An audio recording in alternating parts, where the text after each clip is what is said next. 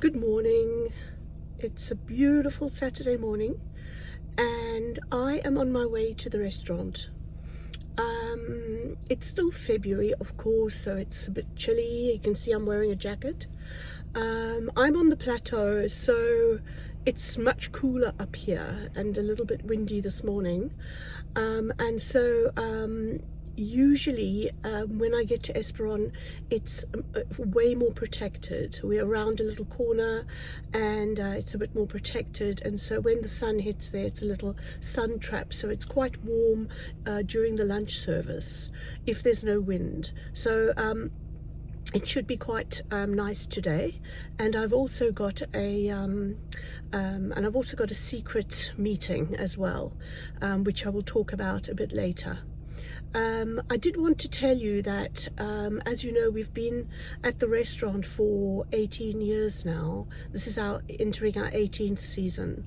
And so we've been there a long time. And in my first video, I did say how we were ignored and we were not really accepted by the locals. It has changed to a point since then. I think probably because we gained a lot of support with regards to the fact that we open early and we close later than the other two restaurants. And this is because we do that mainly, it's of course it's a financial reason, but at the same time we're the only place open at the end of the season and at the early beginnings of the season for any of the locals to come and have a drink, take a coffee, meet with friends, that sort of thing. And so over the years it's become a bit of a habit that the locals slowly started to filter to us. Now, of course, there are some people who will never come to us, and this we've accepted a long time ago, purely because they're loyal to the other restaurants, and that's also normal in a small village. So there are days that the other restaurants close, except during the season nobody closes, but before and after the season there are days that they close, and so those days of closure we do see some of those locals come to us to eat. So it's been a long process, but we do have a good rapport now with the mayor and most of the locals that live there, which is a wonderful thing and a huge change. And if that can happen to you sooner, I think that's fabulous and very, very, very, very helpful. So I'm going to take a drive now and I'm going to go off to the restaurant and I'm going to see what it's like and have my meeting, and I will explain that to you later. There is a very personal journey that I'm on with regards to moving forward. As you see, the heading of my channel, is Living Between the Seasons, restaurant and beyond, and so I would also like to at some stage talk about the beyond. The beyond is really more of I don't want to say a dream, because I like to believe that my dreams become reality, and so I'm hoping that this will become a reality in the not too distant future, and I really am looking forward to sharing that process. That is a very, very important process. This channel, I'm starting out on my restaurant journey, and I'm going to be talking about the running of the place and some interesting points about the restaurant in any way that I can help anybody who's interested in starting or is involved in the process, but also it's also a personal journey, and the restaurant has taught me a lot emotionally, and I have become a stronger person. I have become more tolerant, and I have become more understanding of and non-judgmental of people and situations.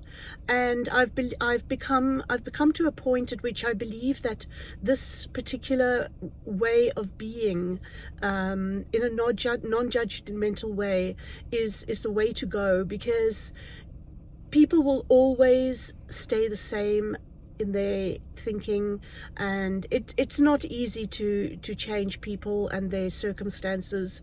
And so a lot of people become, very very staid in the way of their living and the way of their thinking and the way of their socializing and all that sort of thing. And that's okay. That's a choice.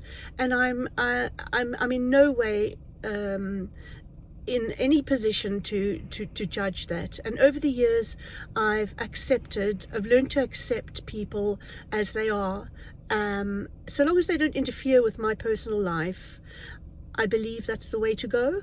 This is also very important with regards to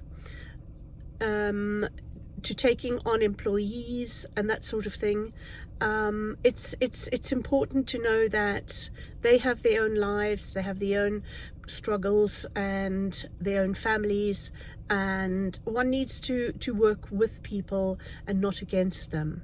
So anyway, let's take a ride, and let's go and visit the restaurant and see what's happening today. Right, well, here we are. It's a beautiful sunny Saturday morning and very few people around, but we set up anyway because yesterday we had a few customers, and so it worked well. And it's the holidays, it's beautiful and sunny, and who knows what the day will bring.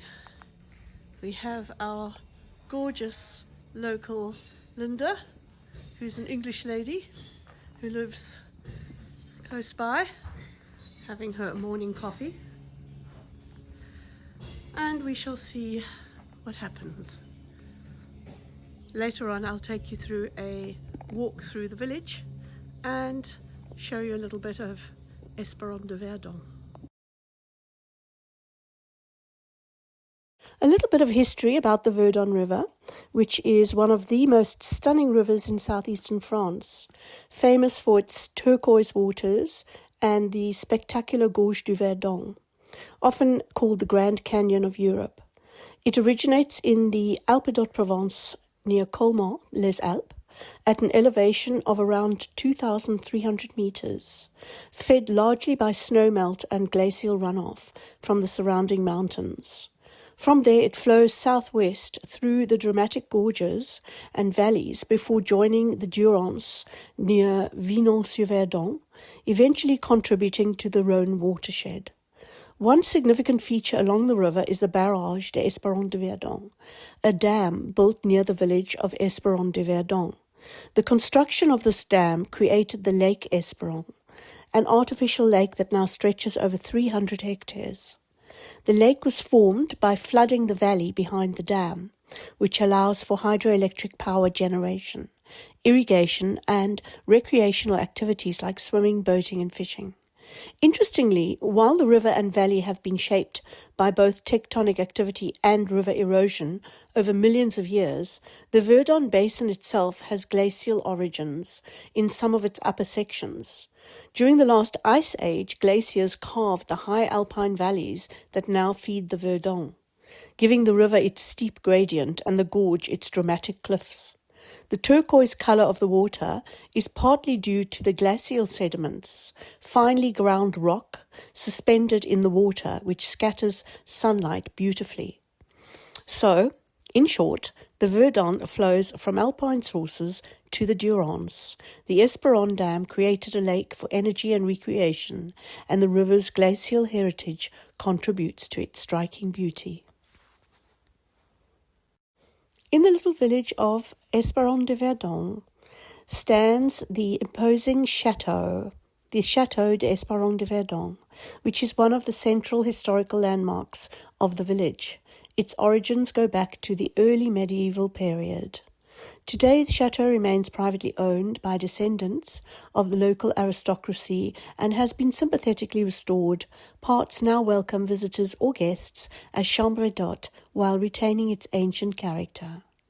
From the 13th century onwards, Esparron and its chateau became tied to the powerful de Castellane family, one of the oldest noble families in Provence. The village itself grew up around the chateau. nestled on a rocky outcrop overlooking the Verdon Valley, and since the 1960s, the Lake of Esparron. Historically, the settlement was strategically important because it guarded a crossing point of the Verdon River along a major route used by herders and traders, moving between the plains of Provence and the alpine pastures. In summary, the castle is a medieval keep founded to control the Verdon Valley and tolls, expanded over the centuries into a noble residence. It became linked with the Castellan family through marriage in the early 1200s, and that connection largely endures today. The village grew up around the chateau, shaped by trade routes, seasonal migration, paths and the river's geography, before its modern transformation into a picturesque, historical and tourist site.